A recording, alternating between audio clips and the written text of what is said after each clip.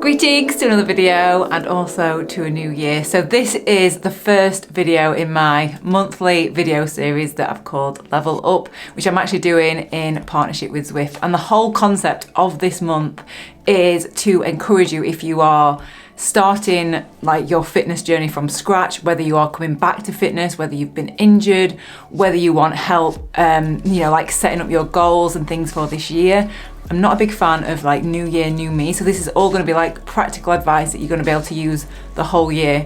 And I'm not an expert. I'm just going to share things that have worked for me, my experiences, and also because I'm coming back to fitness after an injury. So I'm going to get into that. But I wanted to share, I guess, my story. So if any of you, because I know that I've got kind of a lot of new subscribers recently, so I thought I would share my story in case you don't know and where I've come from, and hopefully that will help encourage you, and then that will kind of set the tone for the rest of the month, and then you'll be able to see what I'm doing and why I'm doing it. So grab a brew because I think there's going to be a fairly long video. So I'll try and keep it as brief as possible, but I want it to encourage you if you are not feeling at your best.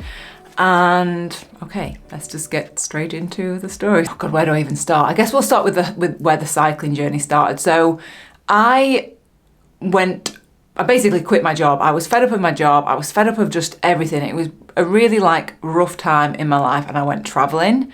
And I guess it was a rough time because I was suffering. I'm just going to get straight into it. I had a really bad eating disorder, and God, it was rough. It was just, I would never wish it on anybody. I just really struggled with it, and I had started to feel better, and I was starting to get out of it. I think I had the eating disorder for about 2 years, which actually in like the grand scheme of a life, or like other people that have been affected with eating disorders, it's not particularly long, but still it was a long time, and it was a tough thing to go through. Anyway, so I started feeling better about that, and I'd started to kind of change my life around, and I just thought I need to leave my job. I just felt like just escaping and having some freedom. And so I went to Australia, and I travelled for a little bit, and at this point I was at the heaviest that I've ever been. I was about 100 kilos.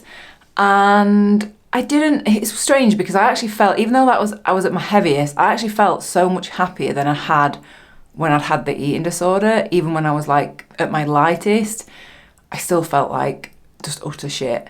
But yeah, so I'd put this weight on and I didn't feel my best, but I just felt mentally so much better and happier. I was like, well, if this is what it takes for me to feel mentally happier, then I'm just gonna have to live in this body. And I guess it was hard because I guess if you've had an eating disorder, if you know someone that has, like, I guess the main focus is always like on weight, and I just had to try and change my focus that actually, no, mentally I feel better. So yeah, I was traveling and I just had such a good year traveling, and I decided to buy a bike. So I was in Adelaide, Australia, and yeah, I ended up getting a new bike.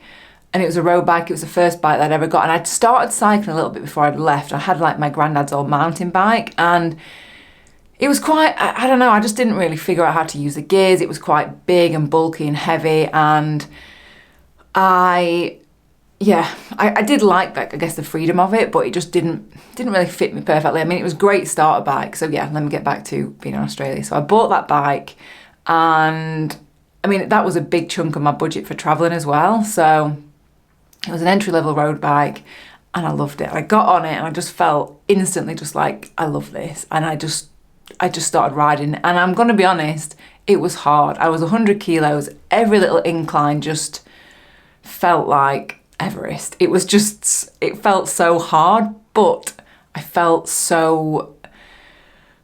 just felt so happy riding my bike. And at this point, it wasn't really about losing weight. It was just about me feeling better and just feeling happy, and that is what the bike did for me. And even though it was really bloody hard, honestly, it was so hard. I remember the first hill that I ever went up, it was Norton Summit, and it took me hours to get up it. And a girl that I knew in Adelaide, she didn't actually ride bikes, but she was like, I've told her I was going to do it. She's like, I wouldn't do that. It's quite a long way. It's quite steep. I was like, oh, is it? And it almost put me off. And I was like, no, I want to do it. I'm going to give it a go. So I set off in my trainers and my t-shirt and my leggings. Because I was bigger, I just felt a little bit conscious. I didn't want to be in like all lycra that all like roadies wear. Anyway, I set off. It was the middle of the day. It was so hot. Anyway, finally managed to get to the top. And I just felt so accomplished. I just felt amazing. And then I realised that I had to get down. So then I was really scared of descending. So if any of you are scared of descending, I was scared of descending. So 2 guys kind of came down with me and helped me. And I guess that was the start of it. And then I travelled around with my bike. I went to Southeast Asia. I went to, where else did I go? Basically just took my bike everywhere and just rode around and just explored on my bike. And I then brought that bike back with me on the plane from Australia back to the UK. And I just felt, I don't know, I just felt a different person than when I'd left. When I'd left, I took so much stuff with me, like all the superficial stuff that I find it superficial now, but like I had so many outfits, so many like I had like hair extensions that I took with me. I had curlers, I had so many shoes, so many bags, like all these things that I felt like I needed before I went. And then when I came back, I had to get rid of all that. And I came back with literally just my bike, a couple of outfits and my trainers in a backpack. Like that was it. And I felt like that was such a big turning point for me, because if I'm honest, before I left, like I said, it was just hell. I just hated my life. I hated everything. I just was just so down. I just didn't feel happy, to be honest. And it's making me teary, like thinking about it. Like then going to Australia, like it just changed the whole, like, what's the word? Not angle. Direction, I guess, of my life. And then when I came back, I just started riding everywhere. I started riding to work and back. And the commute, it was about 20k, so it was about 13 miles. And that was a long way. And I think I did that once or twice a week. And then I kept building it up. And by doing that, I just felt, I don't know what it was. I just felt happy and I just felt accomplished and I felt like I was getting fitter. And then the weight started to come off. And it was never for me. Cycling was never really about weight loss. It was just about feeling good and feeling fit. And yeah, the weight just came off. And then I started doing like a couple of club rides. And let me just say, I was always at the back. I went to a couple of like cycling festivals as well in Thailand. And yeah, I was always at the very back, especially on like the hill climbs. Like we went up Doi Satep every morning. Was it every morning or every other morning? I can't remember. But I was always at the back. I couldn't always get up there. And yeah, it was hard, but I just knew, I was like, just stick at this. You can do it. You can do it. And it was hard. And it was like, I feel like it was like mental training. It felt like I had to do that because, you know, some people are just naturally really good at everything. Like I definitely wasn't at cycling. I found it so hard and I just loved it. So I stuck at it. And then, yeah, so when I got back, riding to and from work, I started doing club rides. I was always at the back. But there was just something that I know I keep saying this, there was just something about the bike that I just felt, I just meshed with so much. I just loved the freedom. And yeah, the weight slowly came off, like not all of it, but it slowly came off. And then I found Audax, which is long distance cycling. So I did my first Audax, which was like 200k.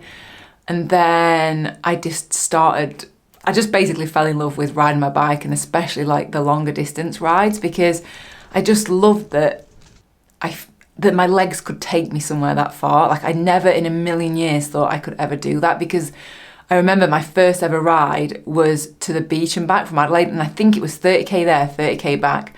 And I was exhausted. I think it took me 2 days to recover from that. I remember just getting back and just feeling hot and just laying on the bed just being like, I can't believe I've ridden that. But that was the hardest thing I've ever done. And so, yeah, so that was, I guess, the start of it. And then I just slowly progressed. I started doing more and I started pushing myself, doing longer group rides. And then Zwift. Because one winter I went out before I had Zwift. I went out, I was so desperate to ride my bike. I went out, it was snowy, it was a bit icy. And I came off and I went to the hospital, they x-rayed it and they thought I'd fractured it. Thankfully, it wasn't a fracture. I went to see the consultant, I think 2 days later, he's like, oh no, it's not a fracture, you'll be fine. So I was like, thank God, thank God, thank God. And I vowed then I would never risk bad weather and bikes. and then I got Zwift, and so I was able to ride my bike in winter, and I honestly think that and the consistency of that helped build my fitness to, I guess, the next level, because I was able to ride in winter or in summer. I mean, I live in the UK when we have not very good weather, so that was huge. And I was following training plans, and I was able to start racing. I tried outdoor racing, it just wasn't for me. I just didn't like it. And Zwift racing though was just phenomenal. I absolutely love that, because it's just pushing yourself, and there's no risk of, coming off and crashing. And so, yeah, then I started doing that, and I feel like from then it just kind of, every year I built on distance and I built on the elevation, because I love climbing. And like I say, I never felt like any of this was really easy, and it was all like incremental. And then I'm going to get on to like where I'm at now, because it's tough. It's been tough to ride again. So yeah, and then I found that like I was doing like more and more challenges. So then I was like pushing myself more. So I did an Everesting, I did Land's End John O'Groats, I'm trying to think, I got QOM on the climb that I've always loved the most, which is Duff Stones near me. And when I first did that, when I first started riding, it was so hard, and it was just so tough. And then I was like determined that I wanted to be QOM, which is like the fastest woman up there. And it took me 5 years, and I did it. I will leave the video to that below if you're interested. But that, I just felt like I've achieved it. I've achieved what I always wanted to achieve. And I guess last year I just pushed the endurance, I pushed the climbing, I did so many like long rides, and I was aiming to do All Points North, which is 1,000 kilometre kind of ride, and with loads of climbing, self-supported, and I got injured. Something happened with my Achilles on one of I think it was a 600k ride with like an Everesting of elevation, so it was like 9,000 metres climbing over 600k, and I just pushed too hard on one of the descents, and I think it just niggled something on my Achilles. So then I wasn't able to do that event, and then I just felt frustrated. So I kind of rested that off the bike, and then when I started riding again, it started feeling better. I was on a group ride, a guy in front of me didn't see a pothole, came off. I came off directly behind him, and I took basically the full brunt of that fall on my head. And I was in hospital, had a bleed on the brain, and that was about 8 weeks ago now. And they initially said that it would be 6 months before I could ride a bike again. And luckily, I think after I was on Zwift within 2 or 3 weeks, just really steady. And then they said, I saw the consultant after a month, and he was like, I think you're okay to ride outside again. So that was amazing. And so I was riding outside, but it still feels really, really, really hard. And the main thing is, because I've had time off the bike and time off doing my regular riding, my heart rate is just, I don't know whether it's because it's my body's still healing from that injury, but my heart rate is just so high. So things that felt really easy, like wattages or like just steady rides that felt steady, now feel like a bloody race or something. Like it's disheartening, but I'm just so glad that I'm able to ride again. So I feel like this is like another part of my story or my journey, is getting back to that fitness. And I guess the reason to share this, God, this is a long video, I'm sorry, but I just had to go through it all, is that it's never, no matter where you are in your like cycling journey, I don't feel like, or just journey in life, I don't ever feel like everything is just on an upward trajectory. Like it's never just always getting better and better and better. You have setbacks, you have things that just stop that progress for a little bit. And I guess for me, like I've been so frustrated about it. Like honestly, I feel like because I feel like cycling is just such a huge integral part of my life, that it's so frustrating to see, or to be able to feel and do rides that I used to be able to do really easily that now feel so hard. And I feel like this is for you as well, like we have two options. We can either sit and dwell on it and just not ride or not try and get fit again, or we just put it all into getting fitter than we ever have been, and using that as a way to motivate ourselves and push ourselves. Because I feel like I don't have an option. I have I have to get back into it. As much as part of me is like, oh, I just don't want to do this. Because I've been on Zwift this morning and it was just so hard and I couldn't do the thing that I wanted to do on there.